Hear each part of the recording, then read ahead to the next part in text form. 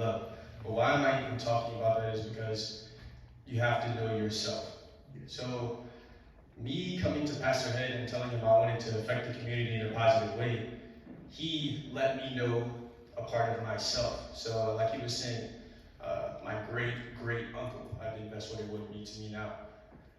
He's getting removed from Forsyth County, and this is 2022, and I'm just now learning of all these things that have happened to the people that were before me. So it helps me get fuel, helps my ambition. There was so much that we lost, so it's like now we have to regain those things back. Knowledge of myself, who am I, what is my purpose? How do I love myself? How do I love my community? All these different things are what we have to learn from situations like 1912. I want to give a little parable right quick. And it's, there's a deer and there's an eagle. And they're trying to get through the woods before the sun sets. And the deer looks up and he calls to the bird and he says, "Mr. Bird, can you please tell me how to get through these woods before it is too late for me to get to the other side? It's like I'm going to get lost in a minute if you don't help me." And the bird looks down and he says, "Can you see your next step?" The deer says, "Yes, I can see my next step." So the bird says, "Take it." He takes 3 steps and he's out of the woods. Why am I telling that story? Those people had no idea where they were going to go. All they could see was their next step. So now I got fuel from that to take my next step. So it's like I'm grateful, so thankful for the past, so we can go to where we need to be now in the future. Thank you, Zachary.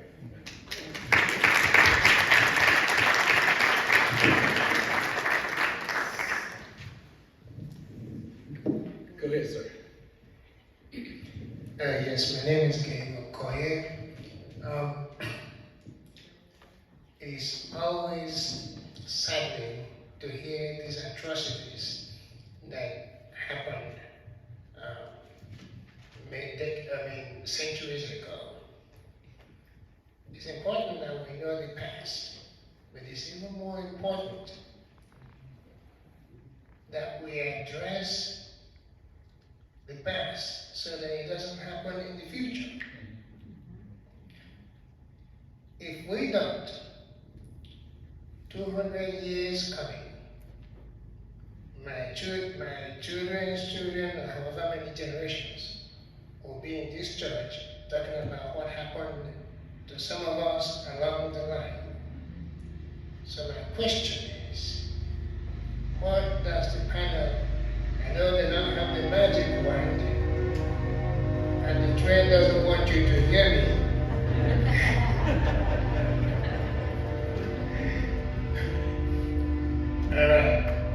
But what does the panel think that we have to do now or start doing so that these atrocities don't repeat? Because look at what's happening today. It's already beginning to get ugly. And if left unchecked, we may be back to where we don't want to be. Thank you. Any respondents to that? Thank you, Gabe. Thank you very much. I'll respond to Sir. it. I've heard so far, all of you.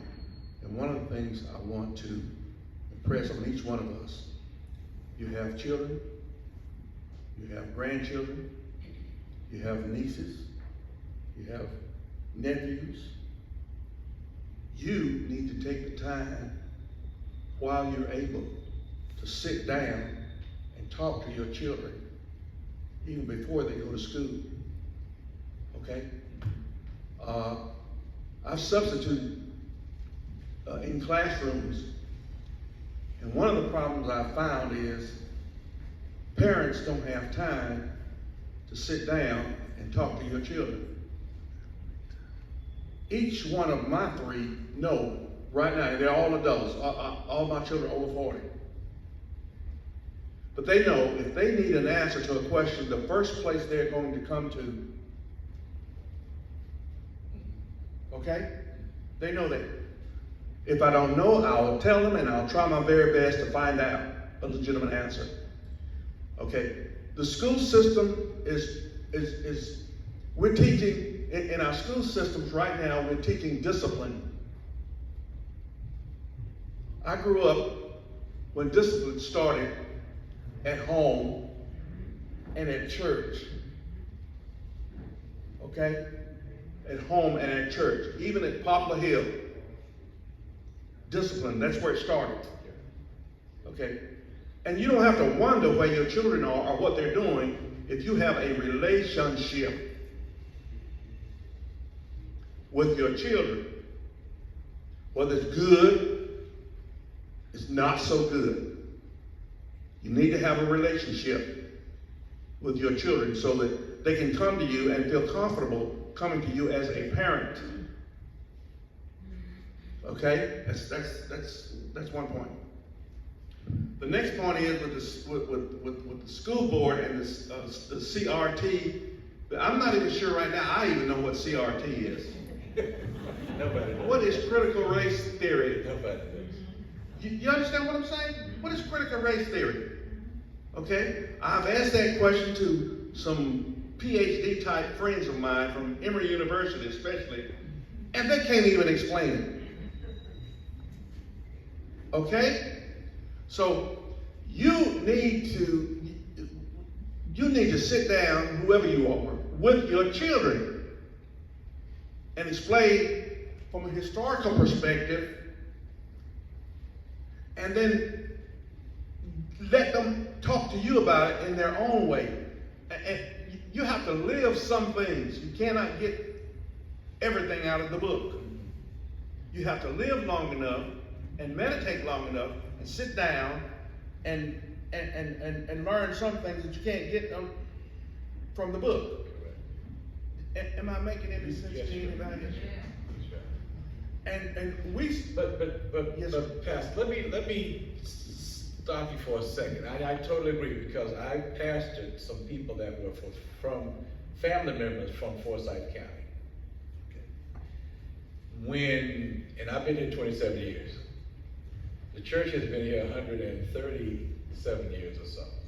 But my concern is that without foundation, you see, when they would run from Forsyth County, genealogy stops, heritage stops, purpose for future living stops, and it regresses to survival. Right. Let me just be quite honest with you. Some of the members of my church years ago, Solicitor said they were bootleggers.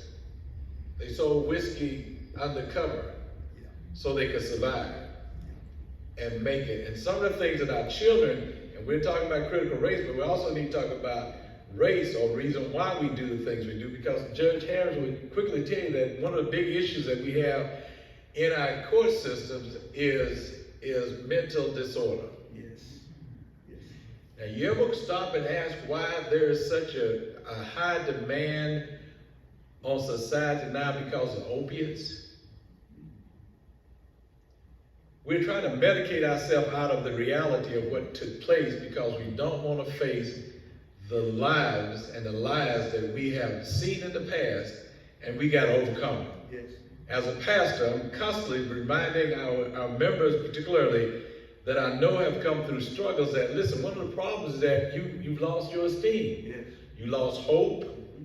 You lost the desire to be better, to get land, acquire property, see your children to college. Our parents are even losing the battle on that front, that, why am I wasting time talking to this child and they don't want to listen? Which gets me to my thought too, Elon, is that sometimes our children don't want to listen to our past because they see it as being irrelevant until they find out that it is relevant, and now they want to catch up. So part of what my suggestion is, or part of my continuation of that, is that how do you talk to a generation that doesn't want to listen, number one? How do you stay involved when your mainstay is putting food on the table? Governor Deal was trying to close some schools down and make them privatized back when he was the governor. And I asked him a simple question: why would you privatize a school when the state already runs the school system? And and you want to close it down and make it into a private enterprise, but you really fail to miss the point. That is that your families, your mothers are single family parents, they're working 2 jobs, they're trying to put food on the table, and the children don't have the instruction time for the parents, and the church tries to fill in, the community tries to fill in, but that child really wants a mama and a dad in the house, just like everybody else does.